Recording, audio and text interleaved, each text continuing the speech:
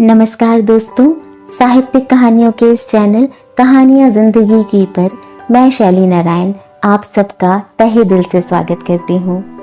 और आइए आज सुनते हैं श्री हरि प्रकाश राठी जी द्वारा रचित एक बहुत ही गहरा संदेश देती कहानी अमरूद का पेड़।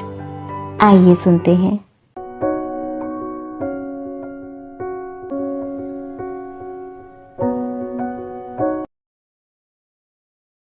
जैसे महाजन अपने बढ़ते धन को देखकर खुश होता है, किसान अपने लहलहाते खेतों को देखकर खुश होता है, माता अपने प्रिय पुत्र को देखकर खुश होती है, नवीन जी अपने बाहर आंगन पर लगे अमरूद के पेड़ को देखकर खुश होते थे।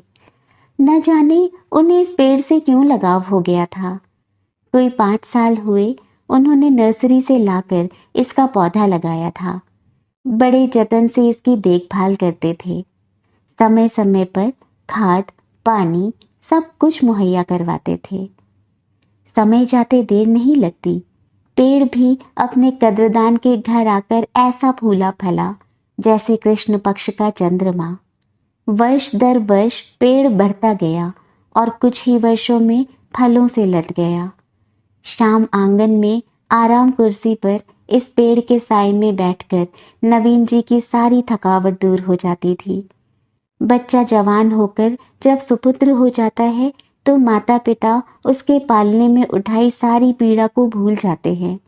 ठीक यही हाल नवीन जी का इस पेड़ को लेकर था।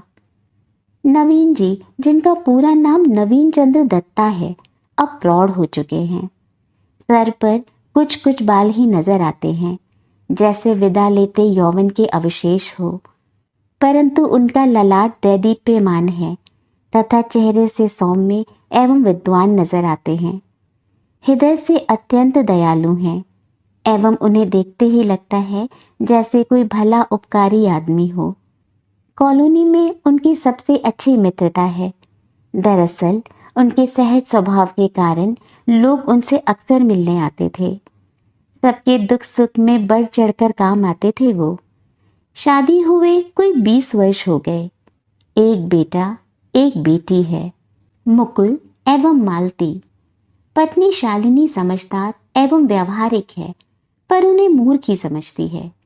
उसे अच्छी तरह से मालूम है कि मेरे पतिदेव को सभी मूर्ख बनाते हैं, सभी उनकी झूठी तारीफें करते हैं एवं कलेक्टरेट में इनकी नौकरी के जरिए काम निकालते रहते हैं।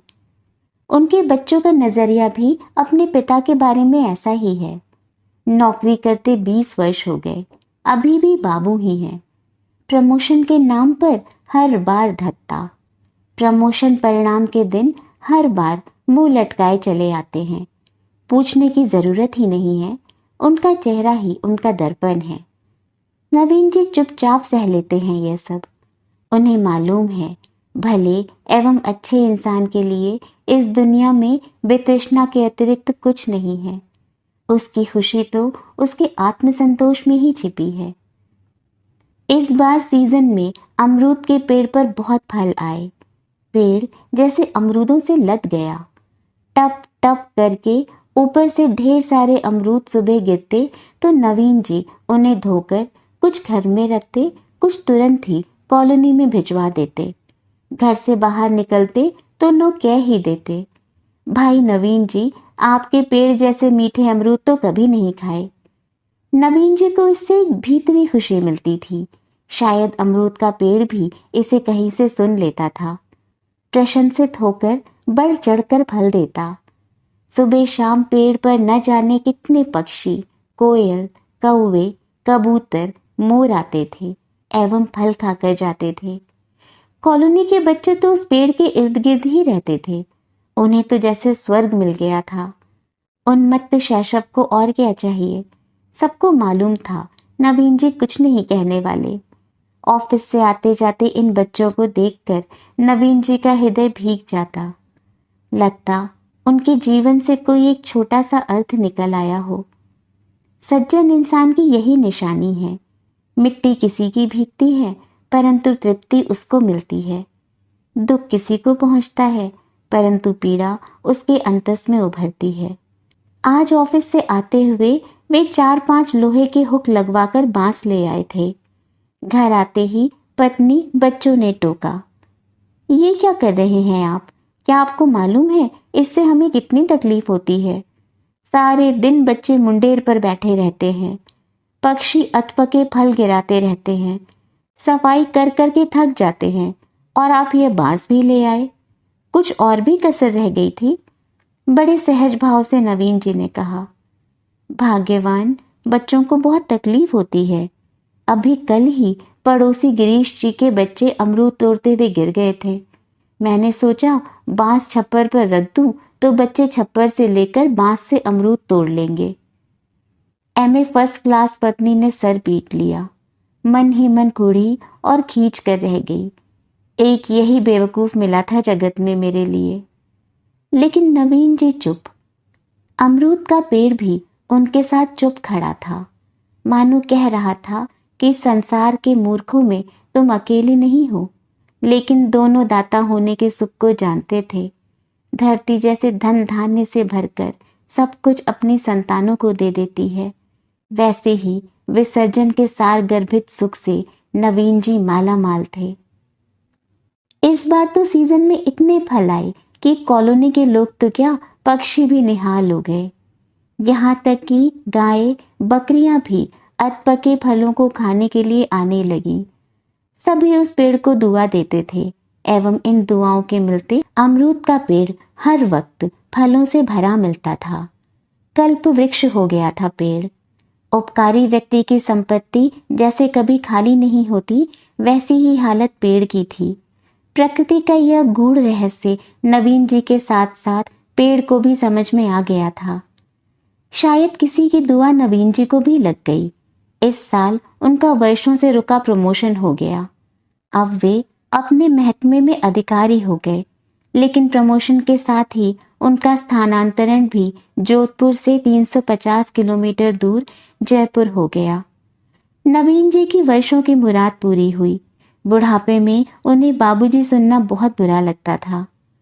सोचा कम से कम बच्चों की शादी में तो कह पाऊंगा कि मैं सरकार में अफसर हूं। अफसर आखिर अफसर ही होता है। बाबू को तो सब्जी वाला भी सलाम नहीं करता। पैसा ही सब कुछ थोड़े ही है, इज्जत भी तो कुछ चीज है।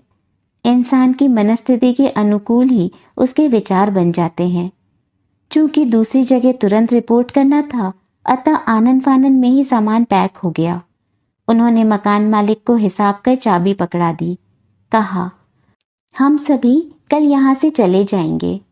नई जगह की नई तकलीफें नवीन जी के जहन में घूमने लगी थी। रात बराबर सो भी नहीं पाए।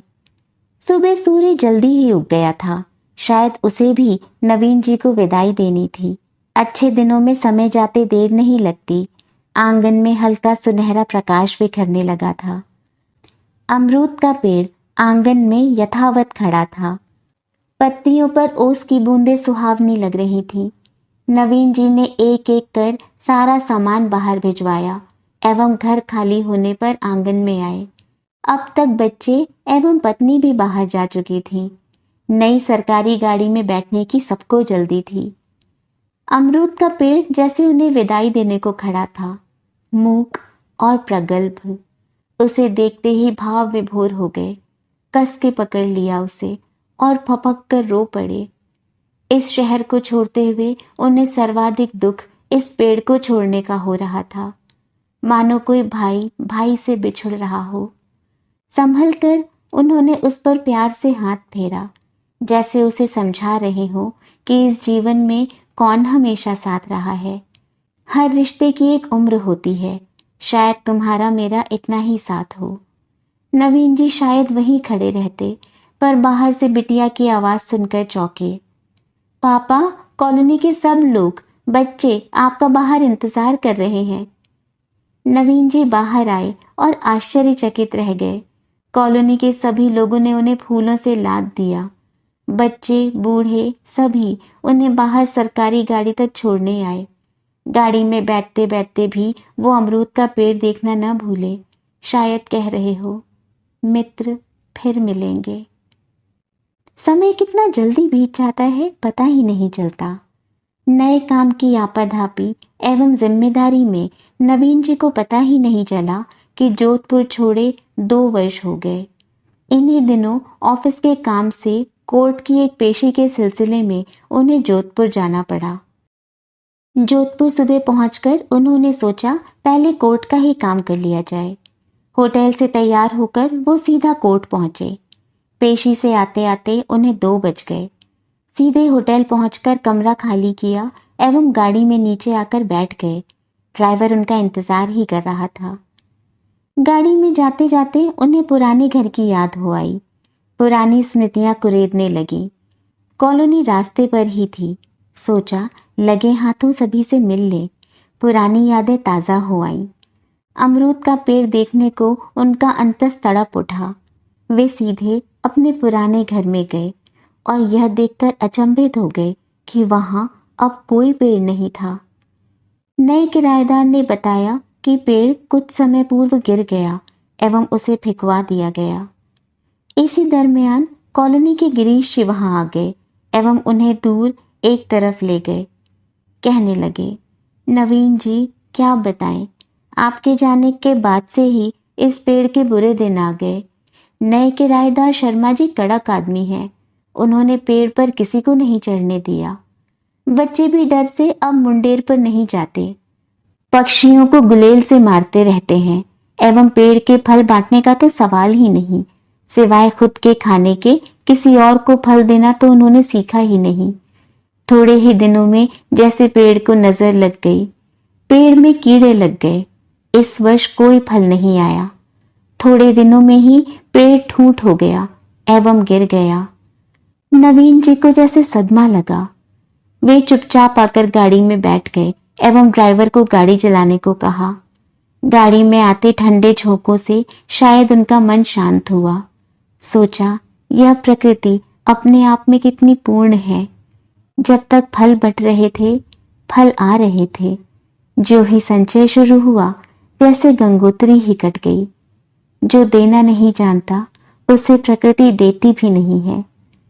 एक अजीब से विषाद भरे इस ज्ञान के मर्म को सोचते सोचते न जाने कब उनकी आंख लग गई। दोस्तों, प्रकृति के नियम को बहुत खूबसूरती से अपने पाठकों तक पहुंचाती यह कहानी हमसे कह गई कि दूसरों को प्रेम बांटने से जो दुआएं हमें मिलती हैं वो हमारे जीवन को सुखी और समृद्ध करने में कितनी सहायक होती हैं। क्या हमने सोचा कभी? इसी छोटी सी संदेशात्मक कहानी के साथ अब चलती हूँ। बहुत जल्द फिर मिलूंगी। तब तक अपना और अपनों का बहुत सा ख्याल रखें। चैनल पर पहली बार आए हो या अब तक ना किया हो तो चैनल को सब्सक्राइब करना बिल्कुल ना भूलें। पसंद आए तो कहानी को लाइक और शेयर करें। कहानी से संबंधित प्रतिक्रियाएं हमें कमेंट बॉक्स में लिखकर जरूर बताएं। स्वस्थ, सुरक्षित, प्रसन्न और प्रकृति प्रेमी रहें। नमस्कार।